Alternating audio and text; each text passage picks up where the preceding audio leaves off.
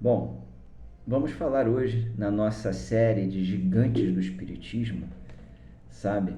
Gigantes esses que quase nós não lembramos, quase nós não conhecemos, quase não valorizamos o esforço deles. E devemos entender que o espiritismo não se resume apenas a Allan Kardec, Leon Denis e Chico Xavier. Uma uma vasta gama de espíritos esforçados e comprometidos com a luz devem ser conhecidos por nós. Simples assim. Hoje vamos falar de uma senhora, Elisabeth d'Esperance. Ela nasceu em 1849, desencarnou em 1918, uma médium de grande projeção, servindo de instrumento para pesquisas encetadas por muitos pesquisadores espíritas da época. Muitas pessoas, muitos cientistas, abraçaram o espiritismo através dela. Bom, quando ela era novinha, apareceu, a apresentação de T.P. Barkas em Newcastle, Ela foi assistir esse show, um show. Barkas, esse homem, ele organizou uma extensa lista de perguntas referentes aos mais variados setores da ciência, que foram respondidas rapidamente pela médium, em inglês, alemão e latim. Madame d'Esperance, que possuía educação de classe média, quando caía em transe mediúnico, externava admiráveis conhecimentos científicos. Muitas vezes, abordando assuntos complexos, desconhecidos daqueles que interrogavam. Nesse estado, desenhava na mais completa escuridão, e Mr. Barkas, referindo-se às sessões realizadas com ela, disse: deve ser geralmente admitido que ninguém pode, por um esforço normal, responder com detalhes às perguntas críticas, obscuras em muitos setores, difíceis da ciência com que não se é familiarizado.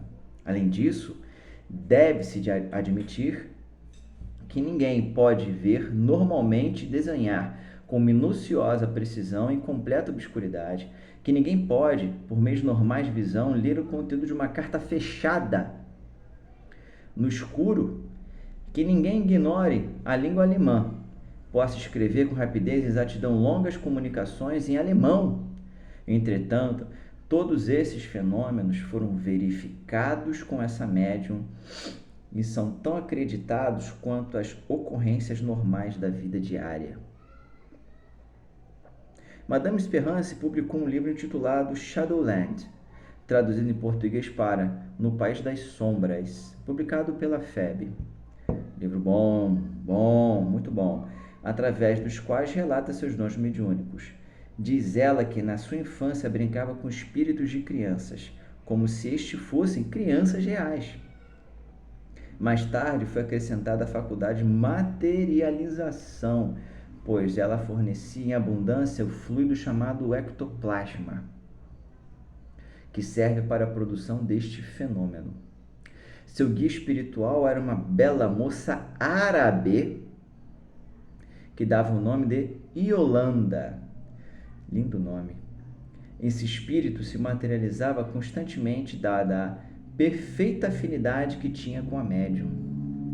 Ela podia ver a forma materializada conforme descreve em seu livro País das Sombras. Muitos outros casos de materialização de objetos foram constatados, entre eles o caso de 27 rosas descritos por William Oxley, editor da obra Angelic Revelation, e em mais uma planta rara, um lírio dourado, em flor.